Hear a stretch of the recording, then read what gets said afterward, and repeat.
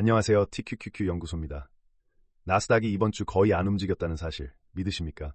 QQQ의 주간 수익률 마이너스 0.05%, 소수점 둘째 자리입니다. 사실상 0, 월요일 시작부터 목요일 마감까지 나스닥 100 지수는 제자리입니다. 모순 아닙니까? 전쟁이 6일째 진행 중이고 유가가 $80를 돌파했고 빅스가 23을 넘겼는데 나스닥은 0.05%밖에 안 빠졌습니다. 그런데 TQQQ를 들고 계신 분들, 이번 주 계좌를 떠올려 보십시오. 월요일 플러스 0.36%, 전쟁인데 올랐네. 다행이다. 화요일 마이너스 3.2%, $49 70센트였던 TQQQ가 $48 10센트로 추락합니다. 주당 $1 60센트 증발.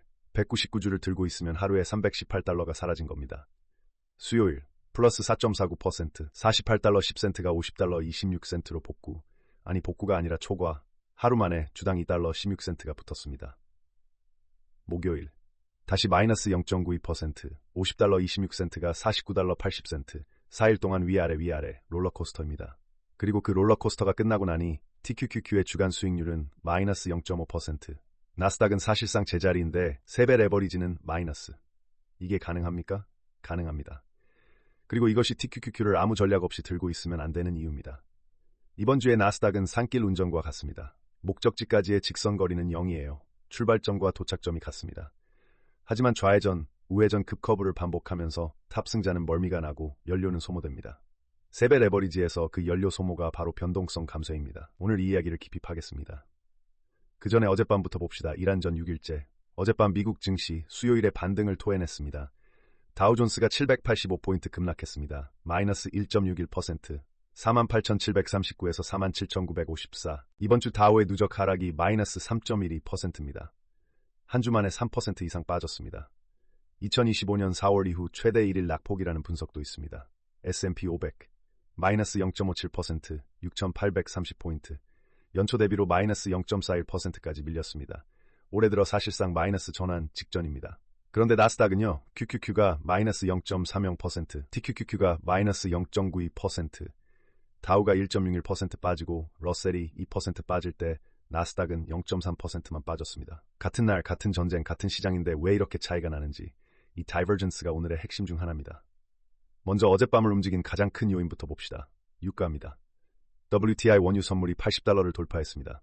$78 80센트에서 마감, 장중에 $82 16센트까지 찍었습니다. 2025년 1월 이후 처음으로 $80 위를 본 겁니다. 하루 상승폭이 약 5.6%, 브렌트유는 $84를 넘겼습니다. 이번 주간 기준으로 유가가 약 18% 올랐는데 이건 2022년 2월 러시아의 우크라이나 침공 이후 가장 강한 주간 상승폭입니다. 어젯밤의 채권 시장을 봐야 합니다. 여기서 이상한 일이 벌어졌습니다. 10년물 국채 수익률이 4.15%까지 올랐습니다. 전일 대비 1.62% 상승. 이번 주간 기준 18베이스포인트 점프로 5월 이후 최대 주간 상승폭입니다. 30년물도 4.754%까지 올랐습니다. 이게 왜 이상하냐? 전쟁이 나면 보통 채권이 안전자산이 됩니다. 주식에서 돈이 빠져나와 채권으로 몰리고 채권 가격이 오르고 수익률이 내려갑니다. 교과서적인 반응이에요. 그런데 정반대가 벌어졌습니다. 채권 수익률이 올랐다.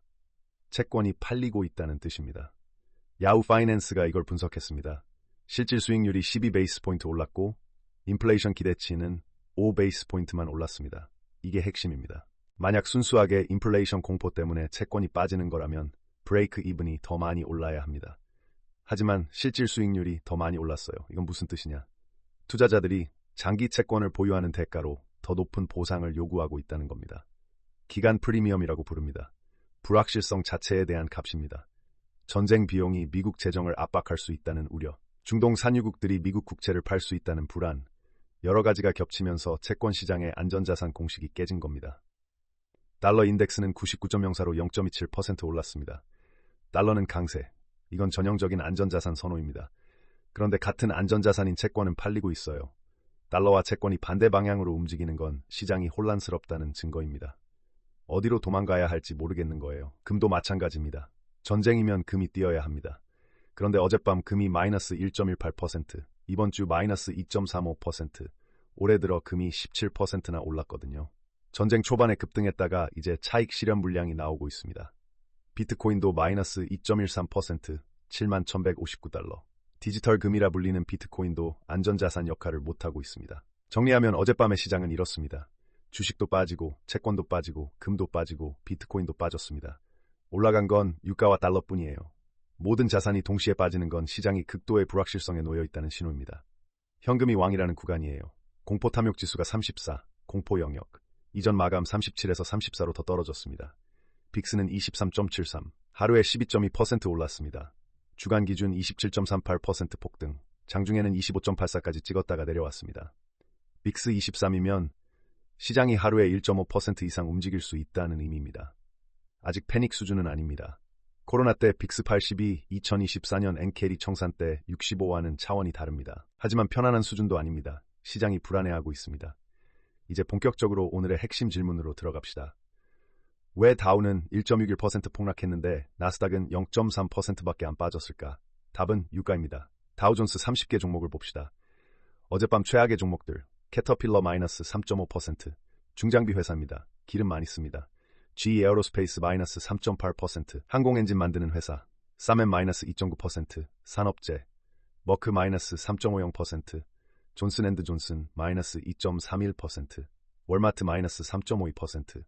이 종목들의 공통점, 전부 실물 경제입니다. 물건을 만들고 운반하고 파는 기업들. 에너지 비용이 원가에 직접 영향을 미칩니다. 유가가 18% 뛰면 물류비가 올라가고 원재료가 올라가고 마진이 줄어듭니다. 항공사는 재앙 수준이었습니다. 유나이티드 항공 마이너스 5.03%, 아메리칸 항공 마이너스 5.38%, 제트블루 마이너스 9.70%, 항공주 ETF 제츠가 약 4.5% 빠졌습니다. 항공사의 연료비는 총 운영비의 약 30%를 차지합니다. 유가가 주간 18% 뛰면 이 30%가 갑자기 불어나는 겁니다. 수익 구조가 통째로 흔들립니다. 섹터별로 보면 더 명확합니다. 산업재 XLI가 마이너스 2.2%, 11개 섹터 중 최악. 헬스케어 섹터 ETF XLV가 마이너스 2.0%. 반면 에너지 섹터 ETF XLE는 플러스 0.5%로 가장 크게 오른 섹터입니다. 엑손모빌, 쉐브론 같은 정유주들이 유가 수혜를 받은 거죠. 같은 시장 안에서도 유가의 수혜주와 피해주가 극명하게 갈린 겁니다. 그럼 나스닥은 왜 버텼냐? 크게 두 가지입니다. 첫째, 기술 기업의 원가 구조. 구글이 서버를 돌리는데 석유가 필요합니까? 마이크로소프트가 클라우드를 운영하는데 항공유가 필요합니까? 아닙니다. 데이터 센터 전기료는 에너지 비용이지만 전체 매출 대비 비율은 항공사의 연료비 비중과는 차원이 다릅니다. 기술 기업의 핵심 원가는 인건비와 연구개발비입니다. 유가가 $80든 $100든 엔지니어 월급은 바뀌지 않습니다. 그래서 개별 종목을 보면 재밌는 다이버전스가 나타납니다. 나스닥 안에서도 갈림이 있었어요. 마이크로소프트 플러스 1.35%, 아마존 플러스 0.98%. 이 두 종목이 나스닥을 위로 끌어올렸습니다. 반면 애플은 마이너스 0.85%. 애플은 아이폰이라는 물리적 제품을 전 세계에 운송합니다. 공급망이 호르무즈 해협에 의존합니다. 애플이 나스닥 100기업 중에서 유가에 가장 민감한 이유입니다. 이번 주간 기준 애플은 마이너스 4.64%인데 마이크로소프트는 플러스 2.23%입니다. 같은 빅테크인데 방향이 완전히 다릅니다. 메타 마이너스 1.07%, 구글 마이너스 0.74%, AMD 마이너스 1.30%, 반도체 지수 SOX는 마이너스 1.11%, 주간 기준 마이너스 5.34%로 상당히 세게 빠졌습니다. 그런데 엔비디아는 플러스 0.16%로 사실상 보합.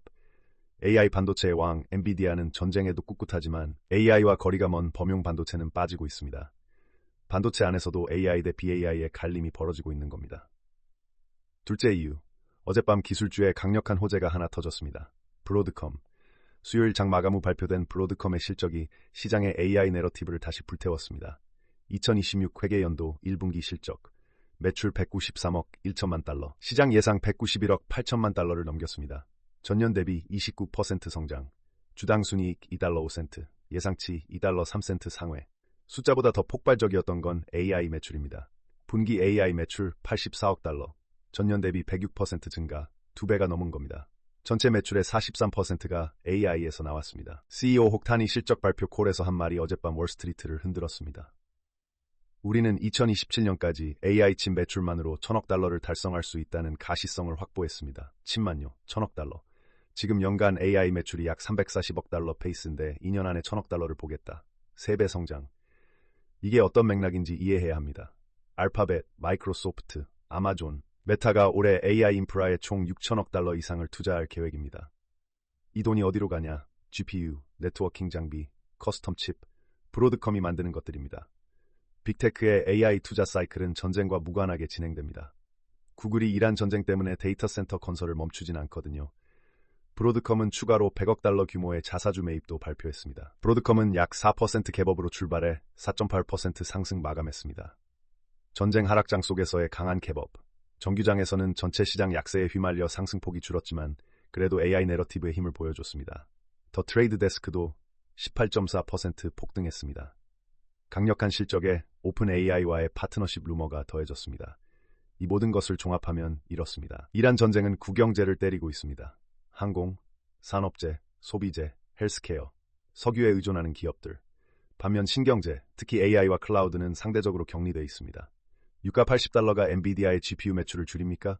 마이크로소프트의 애저 매출을 줄입니까? 아닙니다. 그리고 TQQQ가 추종하는 나스닥 100은 이 신경제의 집합체입니다. 전쟁 6일째 다우가 3% 넘게 빠지는 동안 나스닥이 0.05%만 빠진 건 우연이 아닙니다. 나스닥 100의 구성 자체가 이 전쟁에 대한 자연적 방어막인 겁니다. 물론 나스닥도 안전하지는 않습니다. 전쟁이 장기화되면 금리 인하가 늦어지고 금리가 높으면 성장주 밸류에이션이 압박받습니다. 하지만 지금까지의 데이터는 분명합니다. 이 전쟁에서 가장 타격이 적은 지수는 나스닥이고 TQQQ는 그 나스닥의 3배로 걸려 있습니다. 자, 이제 이번 에피소드의 핵심으로 들어갑니다. 변동성 감쇄. 이번 주에 TQQQ가 변동성 감쇄의 교과서적 사례를 보여주고 있습니다. 이번 주 QQQ의 1일 수익률을 보겠습니다. 월요일 플러스 0.13%, 화요일 마이너스 1.07%, 수요일 플러스 1.52%, 목요일 마이너스 0.30%. 이걸 복리로 계산합니다. 1 곱하기 1.0013 곱하기 0.9893 곱하기 1.0152 곱하기 0.9970. 결과는 1.0027. QQQ는 4일 동안 플러스 0.27%였습니다. TQQQ는 3배 레버리지니까 0.27%의 3배, 플러스 0.81%가 되어야 맞습니다. 하지만 TQQQ의 실제 4일 수익률은 플러스 0.57%입니다. 0.81%가 아니라 0.57%, 0.24%포인트가 증발했습니다. 4일 만에 0.24%포인트. 별거 아닌 것 같죠? 이걸 연 단위로 생각해 봅시다. 거래일이 연 252일입니다. 4일에 0.24%면 연으로 환산하면 약 15%포인트의 차이가 됩니다. 매년 15%를 변동성에 갉아먹힌다고 상상해 보세요. 나스닥이 연 20% 오른다고 해도 3배 레버리지의 이론 수익 60%에서 15%가 빠져서 45%가 됩니다. 나스닥이 10%만 오르면 이론 30%에서 15%가 빠져서 15%밖에 안 남습니다. 나스닥이 행보하면 이론 0%에서 15%가 빠져서 마이너스 15%입니다. 이건 레버리지 ETF의 구조적 특성입니다.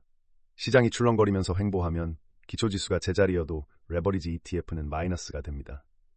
올랐다 내렸다를 반복할 때마다 복리의 비대칭성이 작용해서 레버리지 배율이 높을수록 더 크게 갉아먹힙니다. 변동성 감쇄 때문입니다. 핵심을 정리합니다. 시장이 한 방향으로 꾸준히 올라가면 3배 레버리지는 3배 이상의 수익을 줍니다. 복리의 마법 때문에요. 실제로 TQQQ는 2010년 출시 이후 2021년까지 연평균 55.7% 수익을 냈습니다. 같은 기간 나스닥 100은 21.6%, 3배가 아니라 2.6배 정도인데 그래도 엄청난 초과 수익입니다. 이 기간은 금융위기 이후 초강세장이었기 때문에 가능했습니다. 반면 시장이 출렁거리면 3배 레버리지는 변동성 감쇄로 돈을 갉아먹힙니다. 이번 주가 정확히 그 상황. 나스닥은 사실상 제자리인데 그 안에서 플러스 1.5, 마이너스 1.1, 플러스 1.5를 반복하면서 TQQQ는 이론치보다 0.24%포인트를 잃었습니다. 변동성 감쇄를 이기는 방법, 전략입니다. 저희 알고리즘 이야기를 하겠습니다.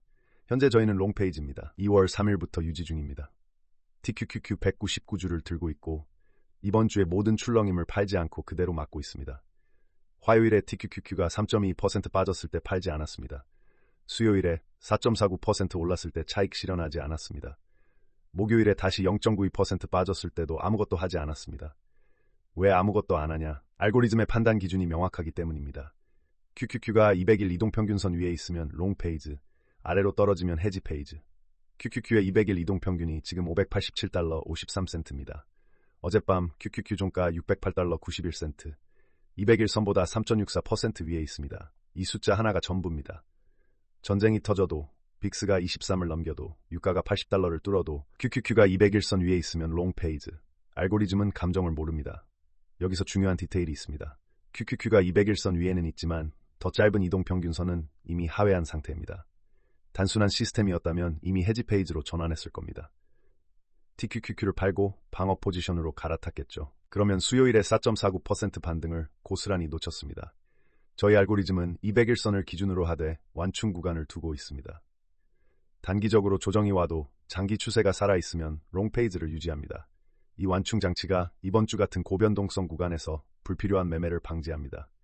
단기 이동평균 깨졌다고 팔았다가 장기 추세에서 반등하면 최악의 타이밍에 판게됩니다. 이 완충 구조가 변동성 멀미를 안 타는 핵심 메커니즘입니다. 물론 200일선이 깨지면 이야기가 완전히 달라집니다. QQQ가 587달러 아래로 내려가면 알고리즘은 헤지 페이지로 전환합니다. 그때는 TQQQ를 줄이고 방어 모드로 들어갑니다. 이 시스템이 과거에 어떻게 작동했는지, 과거 결과가 미래를 보장하지는 않지만 2022년 인플레이션 베어마켓에서 TQQQ를 그냥 들고 있었다면 마이너스 81%를 경험했을 겁니다. 거의 5분의 1로 쪼그라드는 거예요. 저희 알고리즘은 같은 기간 마이너스 38%로 방어했습니다. 낙폭을 절반 이하로 줄인 겁니다. 코로나 폭락 때도 TQQQ 단순 보유는 마이너스 70%, 알고리즘은 마이너스 32%, 2025년 관세 전쟁에서는 TQQQ 단순 보유가 마이너스 57%, 알고리즘은 마이너스 23%. 이 차이가 10년 쌓이면 최종 결과가 완전히 갈립니다. 진짜 위험한 하락에서 손실을 절반으로 줄이면 회복할 때 필요한 상승폭도 절반이 됩니다. 81% 이르면 원금 복구에 426% 상승이 필요합니다. 38% 이르면 61% 상승이면 됩니다. 이 차이가 복리로 누적되면 결과는 상상을 초월합니다. 멀미가 나더라도 핸들을 놓지 않는 것, 절벽이 보일 때만 브레이크를 밟는 것, 이게 저희 알고리즘의 운전 방식입니다. 골드만삭스의 전망을 보겠습니다. 흥미로운 분석이 있습니다. 골드만삭스 원유 리서치 대표단 스트루이벤이 현재 유가 수준의 의미를 해석했습니다. 호르무즈 해협 교란이 없는 정상 상태에서 브렌트유의 적정 가치는 65달러입니다. 지금 84달러, 약 19달러의 전쟁 프리미엄이 붙어 있습니다. 골드만에 따르면 이 프리미엄 수준은 시장이 약 4주간의 공급 차질을 가격에 반영하고 있다는 의미입니다. 4주. 시장은 이 전쟁이 4주면 끝날 거라고 보고 있는 겁니다. 트럼프 대통령도 4주면 끝난다고 말했습니다. 그런데 기억하십시오. 이라크전 시작할 때 럼즈펠드 국방장관은 6주면 끝난다고 했고 20년이 걸렸습니다. 아프가니스탄은 3개월이면 끝난다더니 20년 걸렸고요. 전쟁의 시작은 쉽지만 끝은 예측이 안 됩니다. 골드만은 2분기 브렌트유 평균 전망을 76달러로, WTI를 71달러로 상향 조정했습니다. 기존 전망 대비 각각 10달러, 9달러 올린 겁니다. 만약 호르무즈 해협이 한 달간 닫히면 유가는 배럴당 추가 15달러가 올라갈 수 있다고 봅니다. 브렌트 100달러 시나리오가 현실이 되는 거예요. 유가 100달러가 되면 무슨 일이 일어나냐? 인플레이션이 확실하게 재점화됩니다. 연준은 금리를 못 내립니다. 오히려 인상 논의가 나올 수 있습니다.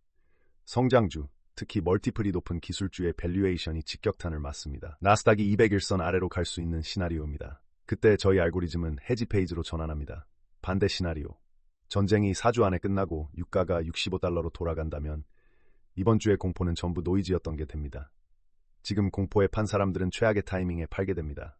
계좌를 공개합니다. 10,000달러로 시작한 저희의 실험. 현재 총 자산일 1149달러. 수익률 플러스 1.5%. 149달러의 수익입니다. TQQQ 199주 보유 중 현재가 49달러 80센트. 평균 매수가 51달러 33센트. 포지션 자체는 마이너스 2.98%입니다. 현금은 238달러 89센트. 솔직히 말씀드리겠습니다. 이번 주 멀미가 나셨을 분들, 저도 마찬가지입니다. 화요일에 계좌가 3% 넘게 빠지는 걸 보면 기분이 좋을 리 없습니다. 인간이니까요.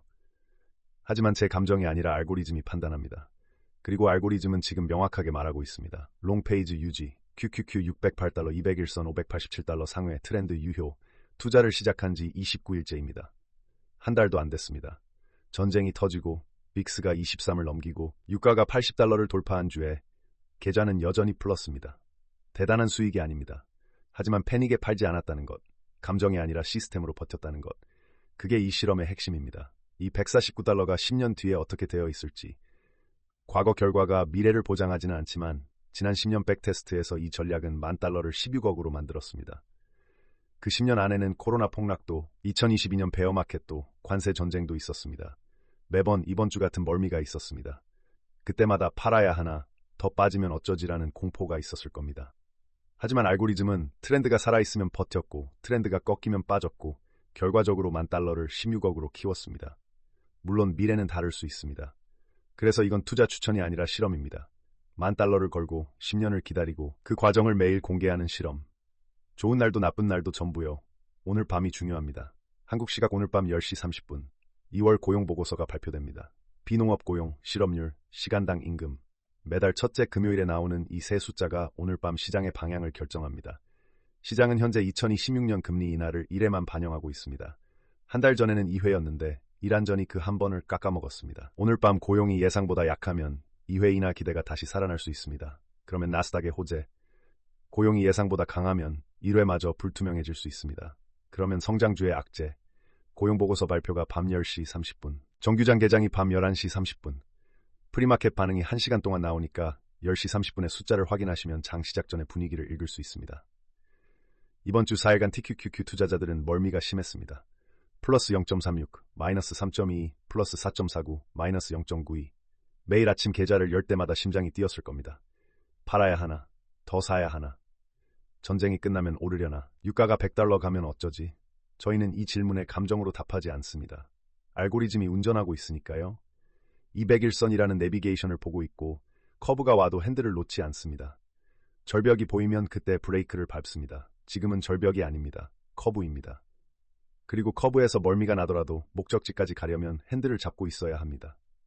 여러분 혼자 이 멀미를 견디실 필요 없습니다. 매일 아침 어젯밤 시장에서 무슨 일이 일어났는지, 왜 일어났는지, 알고리즘이 어떤 판단을 내렸는지를 이 영상에서 확인할 수 있습니다. 23개의 데이터 도구로 시장을 분석하고 실계좌를 걸고 감정이 아니라 시스템으로 투자하는 과정을 매일 기록합니다. 오늘 보여드린 변동성 감쇄 분석, 다우와 나스닥의 다이버전스 해부, 골드만삭스의 유가 시나리오, 이런 분석을 매일 가져옵니다. $10,000가 16억이 되는 10년짜리 실험. 오늘은 그 실험의 29번째 날입니다. 이 여정이 궁금하시면 구독 눌러주십시오. 오늘 밤 고용보고서 결과와 함께 내일 아침 돌아오겠습니다. TQQQ 연구소였습니다.